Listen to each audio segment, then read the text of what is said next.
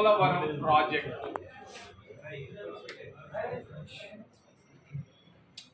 40-50 ఏళ్ళ నాడు అంజయ్య పునాది రాయి వేశాడు.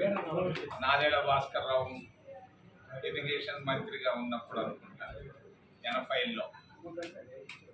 2004 నుంచి ఇది యాక్టివ్ అయింది పోలవరం ప్రాజెక్టు.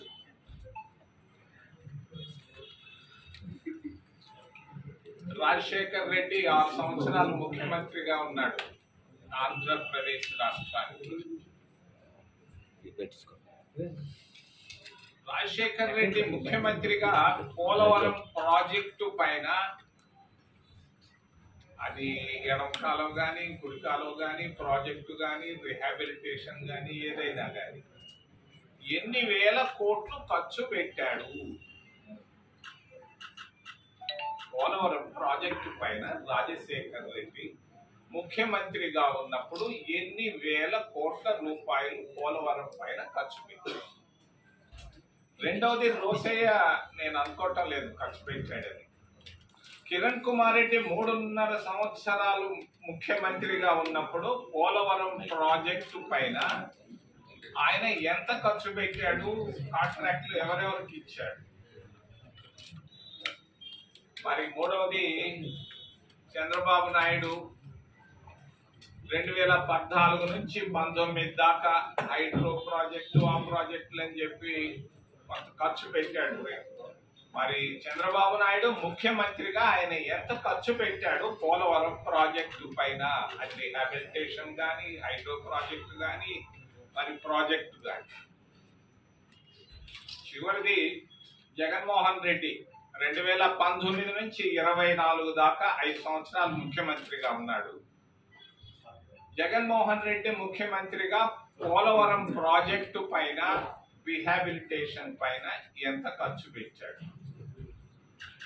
దీని ఇప్పుడు మొన్న కాళేశ్వరం అనే ఒక ప్రాజెక్టు తెలంగాణలో మొదలైంది.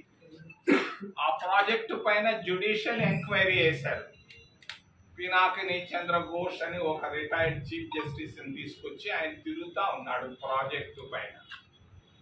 ఆయన దాదాపుగా ఇప్పటికీ నాకు తెలిసి ఒక 8-9 విజిట్లు చేసి రిపోర్టు రెడీ చేస్తున్నాడు. మరి పోలవరం ప్రాజెక్టు పైన చంద్రబాబు నాయుడు ముఖ్యమంత్రి గారిని నేను అభ్యర్థిస్తున్నా.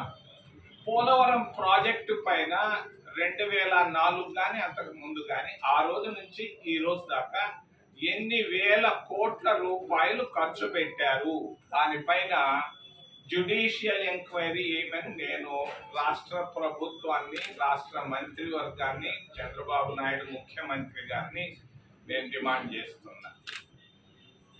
అసలు ఏ స్టేజ్లో ఉంది ఈ ప్రాజెక్టు? ఇది ఒక బ్యారేజ్ కట్టుంటే అయిపోయి ఉండేది, ఈ పాటికే ఎప్పుడో కంప్లీట్ అయింది. నాకు తెలిసి దాదాపు 30 నుంచి 40 వేల కోట్ల రూపాయలు ఖర్చు పెట్టారు. ఈ 30-40 వేల కోట్ల రూపాయల పైన ఎవరిది బాధ్యత? ఇంకొక 30-40 వేల కోట్ల రూపాయలు లేదే కానీ ఇది ప్రాజెక్టు పూర్తి అయ్యేటట్లేదు. పూర్తి అవుతుందా లేదనేది అది భగవంతుడే నిర్ణయిస్తాడు. మరి ఈ పరిస్థితుల్లో ఎంత ఇప్పటిదాకా ఈ 4 ముఖ్యమంత్రులు రాజశేఖర్ రెడ్డి, కిరణ్ కుమార్ రెడ్డి, చంద్రబాబు నాయుడు, మరి జగన్మోహన్ రెడ్డి, ఈ 4 ముఖ్యమంత్రులు వాళ్ళ సమయాల్లో ఎంత ఖర్చు పెట్టారు, ప్రాజెక్టు పరిస్థితి ఏంది?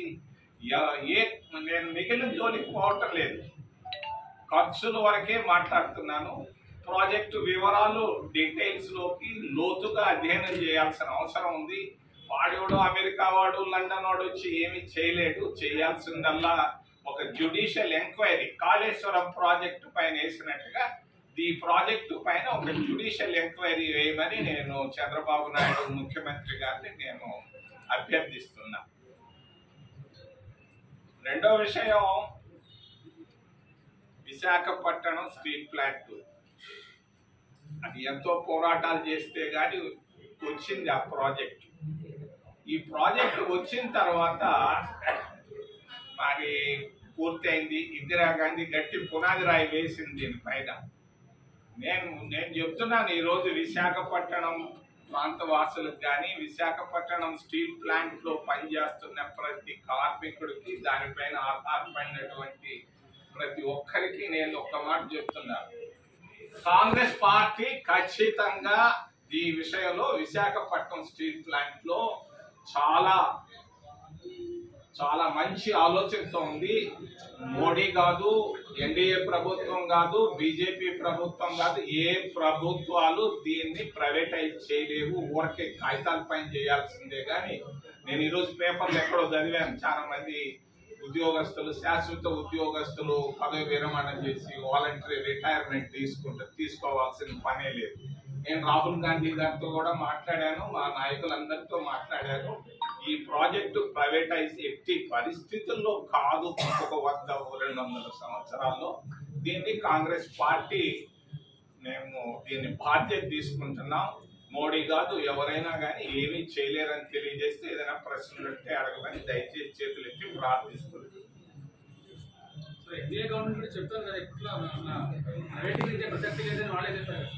వాళ్ళు చెప్తున్నారే కానీ కాగితాల్లో కేబినెట్ లో అప్రూవ్ చేస్తున్నారే. తిరుపతి ఎయిర్పోర్ట్ కూడా ప్రైవేటైజ్ చేసేదానికి అప్రూవ్ చేస్తున్నారు. వాళ్ళు విత్డ్రా చేయమని, వాళ్ళు విత్డ్రా చేస్తే సంతోషపడతాం.